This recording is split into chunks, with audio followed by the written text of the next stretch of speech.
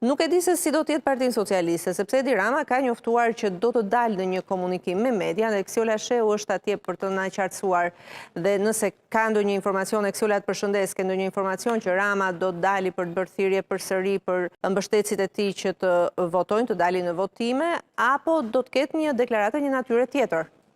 Çfarë informacione shke?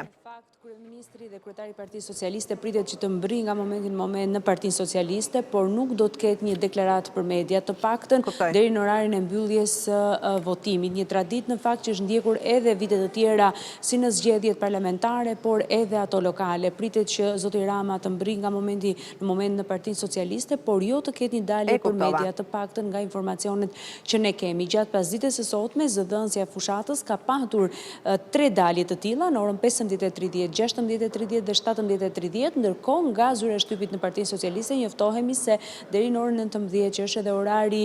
fundor apo përfundimi zyrtar i votimit, nuk do të ketë dalje të tjera nga ana e Partisë Socialiste, por janë mjaftuar me 3 të tilla me Silda Çepe për të bërë thirrje qytetarëve për të marrë pjesë në votime, ndërsa siç përmenda pritet nga momenti në moment, siç jemi njoftuar, mbritja e kryesocialistit Rama, i cili gjatë orëve të mbrëmjes pritet që të jetë në zyrën e tij në Selinë Roz. Janë në Seli. Edhe një herë të lutem Mirela? Cilët nga përfaqësuesit më të lartë Partisë Socialiste ndodhen në Seli? Aktualisht në Selinë Roz ndodhet drejtuesi i diasporës Tauland Balla, i cili ka qenë gjatë gjithë ditës sotme i pranishëm dhe pritet mbritja e kryeministrit dhe kryesocialistit Edi Rama, i cili